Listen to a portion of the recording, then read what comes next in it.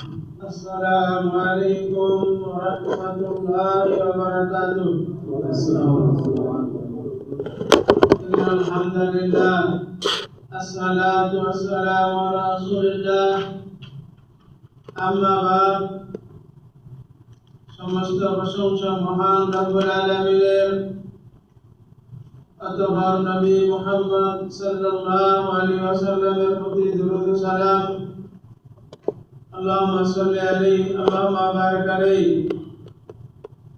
উপস্থিত সম্মানিত পরিচালক জামাল বিন ইদ্রিস হাফিজাহুল্লাহ, উপস্থিত আমার দিনী ভাইরা, আপনাদের সামনে আমি আলোচনা করব ঈমানের অন্যতম দাবি হলো আল্লাহকে ভয় করা। এই পৃথিবীতে যত মুসলিম আছে সবাই দাবি করে আমরা আল্লাহকে ভয় করি, কিন্তু মুখে দাবি করা যথেষ্ট নয়। আপনাকে কাজ করে দেখাতে হবে যে আপনি আল্লাহকে ভয় করেন। আপনি যদি সত্যিকার ভয় করেন তাহলে আপনি ফজরে ঘুমায় থাকতে পারেন না। আপনি যদি সত্যিকার ভয় করেন আপনার কথাবার্তা, আপনার চেহারাতে বোঝা যাবে আপনি রাসূলুল্লাহ সাল্লাল্লাহু আলাইহি ওয়াসাল্লামের অনুসারী। কোরআনে বহুত আয়াত আছে আল্লাহকে ভয় করতে হবে এই ব্যাপারে। আল্লাহ রাব্বুল আলামিন বলেন সূরা আলে ইমরান আয়াত নম্বর 102-তে, আউযু বিল্লাহি মিনাশ শাইতানির রাজীম, ইয়া আইয়ুহাল্লাযীনা আমানুত্তাকুল্লাহা হাক্কা তুকাতিহি ওয়া লা তামুতুন্না ইল্লা ওয়া আনতুম মুসলিমুন। হে মুমিনগণ, তোমরা আল্লাহকে ভয় করো, যথাযথ ভয় করো, যেমনি ভয় করা উচিত, এবং মুসলিম না হয়ে মৃত্যুবরণ করিও না। আজ পৃথিবীতে 200 কোটি মুসলিম আছে, নামে মুসলিম, পাসপোর্টে মুসলিম, ইকামাতে মুসলিম, আমার বাপ মুসলিম, আমি মুসলিম। এই মুসলিম দিয়ে কাজ হবে না। আল্লাহর খাতায় মুসলিম থাকতে হবে।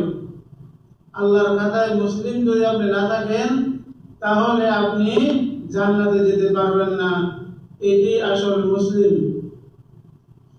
আল্লাহ রাব্বুল আলামিন বলেন সূরা আলে ইমরান আয়াত নম্বর 175-এ, ইন্নামা যালিকুমুশ শাইতানু ইউখাউযিরু আউলিয়াআহু ফালা তাখাফুহুম ওয়া খাফুনি ইন কুনতুম মুমিনিন। আল্লাহ রাব্বুল আলামিন বলেন সে তো শয়তান, তোমাদেরকে তার বন্ধুদের ভয় দেখায়। তোমরা তাকে ভয় করো না, তোমরা আমাকেই ভয় করো। আল্লাহ অর্থাৎ আল্লাহকে ভয় করো যদি তোমরা মুমিন হও। আমরা যদি মুমিনের দাবি করি তাহলে আমরা আল্লাহকেই ভয় করতে হবে। শয়তানকে ভয় করা চলবে না। শয়তান বিভিন্ন ধরনের ভয় দেখায়। শয়তান 2 প্রকার, একটা হচ্ছে মানুষ শয়তান, একটা হচ্ছে জিন শয়তান। মানুষ শয়তান তো সামনাসামনি আপনাকে কুবুদ্ধি দিবে, আর জিন শয়তান আপনাকে অন্তরে এসে বিভিন্ন কথা আপনাকে বলে দিবে। তো এই 2 শয়তান থেকে আপনাকে বাঁচতে হবে। সূরা নাসের মধ্যে আল্লাহ রাব্বুল আলামিন বলেছেন মিনাল জিন্নাতি ওয়ান নাস। মানুষের মধ্যে শয়তান আছে এবং জিনদের মধ্যেও শয়তান আছে। 2 শয়তান থেকে আমাদেরকে বাঁচতে হবে এবং আল্লাহকে ভয় করতে হবে।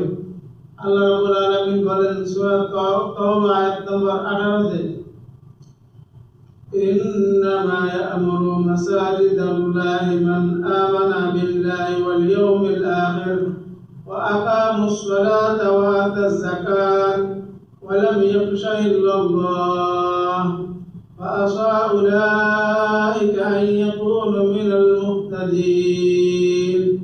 আল্লাহ রাব্বুল আলামিন এখানে যারা আল্লাহকে ভয় করে তাদের কিছু লক্ষণ বলেছেন। আল্লাহ রাব্বুল আলামিন বলেন যারা আল্লাহকে ভয় করে তারা মসজিদকে আবাদ করবে, অর্থাৎ 5 ওয়াক্ত সালাত করবে। আপনি যদি মসজিদে না যান তাহলে আপনি আল্লাহকে ভয় করেন না। 1 ওয়াক্ত যান, 2 ওয়াক্ত যান, তাহলে এটা আল্লাহর ভয় নয়। এবং শেষ দিনের প্রতি বিশ্বাস রাখবে, কিয়ামত দিন হবে, ভালো মন্দের একদিন হিসাব হবে, এবং সালাত কায়েম করবে এবং যাকাত প্রদান করবে এবং আল্লাহ ছাড়া কাউকে ভয় করবে না, পৃথিবীর কোনো মানুষ কিছু ভয় করবে না, আল্লাহর ভয়ের উপরে কাউকে ভয় করবে না। আশা করা যায় তারা হেদায়েত পাবে। আল্লাহ বলেছেন আশা করা যায় যদি আমরা এইভাবে চলি তাহলে আশা করা যায় আল্লাহ আমাদেরকে হেদায়েত উপর রাখবেন।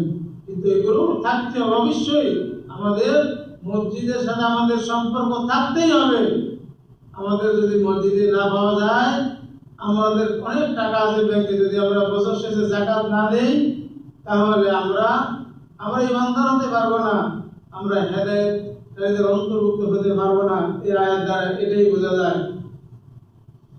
আল্লাহ রাব্বুল আলামিন বলেন সূরা আনকাবুত আয়াত নম্বর 10, وَمِنَ النَّاسِ مَن يَقُولُ آمَنَّا بِاللَّهِ فَإِذَا أُوذِيَ بِاللَّهِ جَعَلَ فِتْنَةَ النَّاسِ كَعَذَابِ اللَّهِ।